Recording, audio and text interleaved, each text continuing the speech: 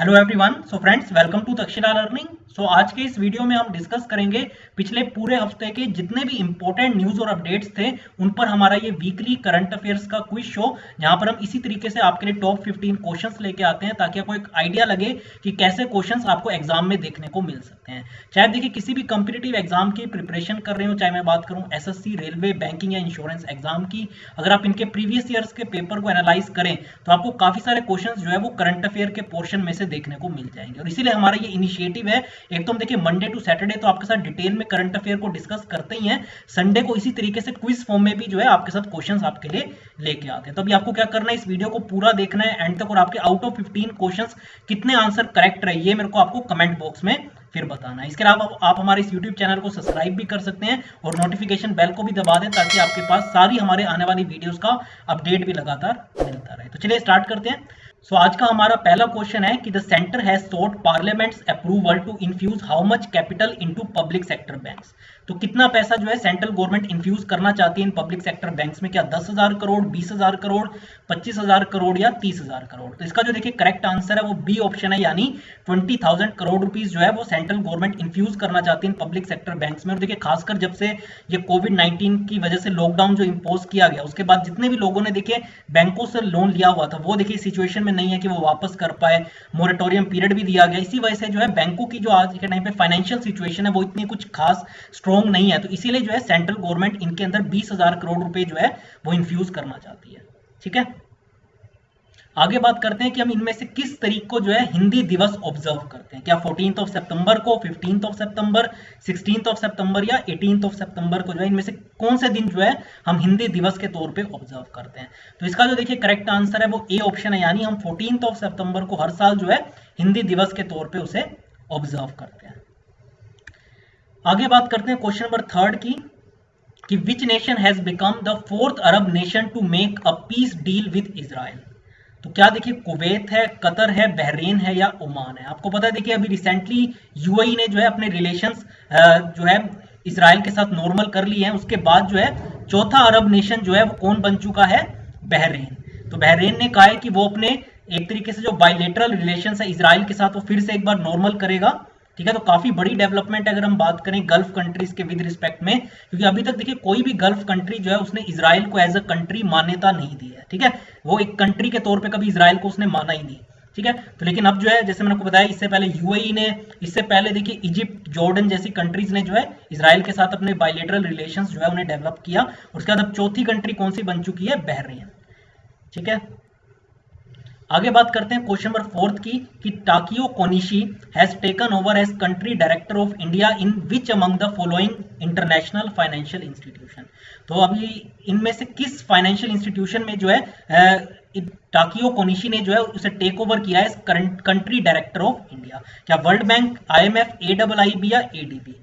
तो इसका जो देखिए करेक्ट आंसर है वो डी ऑप्शन है, यानी एडीबी, एशियन डेवलपमेंट बैंक के अंदर जो है टाकियो कोनिशी को अपॉइंट किया गया है over as country director of India. तो काफी इंपॉर्टेंट अपॉइंटमेंट है। नेक्स्ट बात करते हैं who has been elected as deputy chairman of Rajya Sabha. तो किन्हें अपॉइंट किया गया, क्या वो हरिवंश नारायण सिंह जी है, मनोज झा, नजमा हेपतुल्ला या पीजे कुरियन। तो इसका जो देखिए करेक्ट आंसर है वो ए ऑप्शन है, यानी हरिवंश नारायण सिंह जी जो है एक बार फिर से डिप्टी चेयरमैन की पोस्ट पे राज्यसभा के अंदर चुन लिए गए हैं।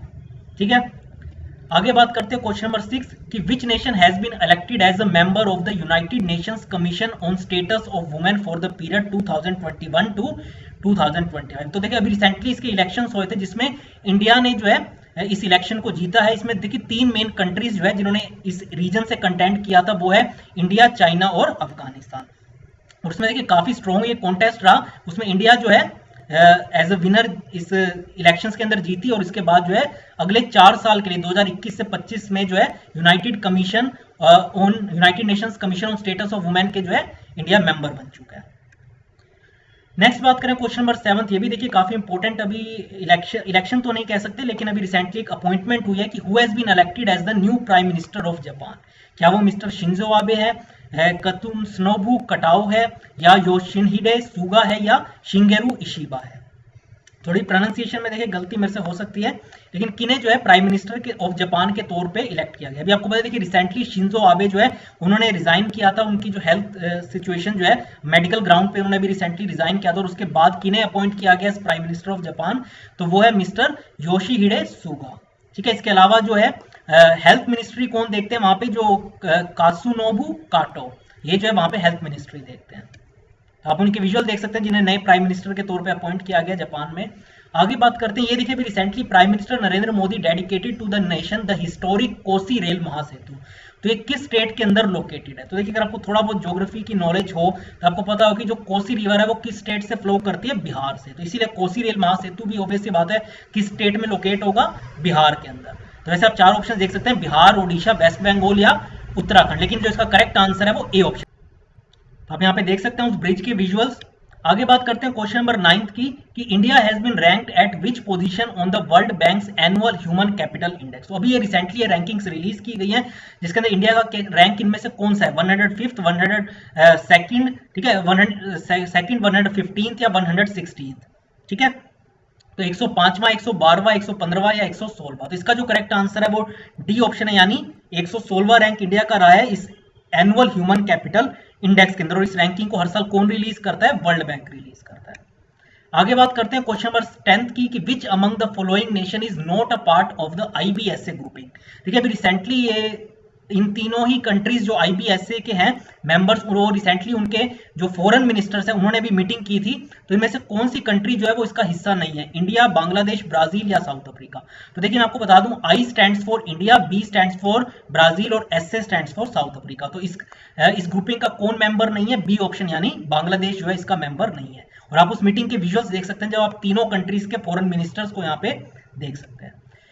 नेक्स्ट बात करें क्वेश्चन नंबर 11, किस कंट्री के गवर्नमेंट ने ये रिवील किया है कि वो एक प्लान बना रहे हैं ताकि जैसी कोविड-19 वैक्सीन डेवलप हो वैसी वो तुरंत जो है अपने सभी सिटीजन्स को वो फ्री ऑफ कॉस्ट जो है उस वैक्सीन को दे दे। क्या वो ऑस्ट्रेलिया है, यूके है, यूएस है या इंडिया है?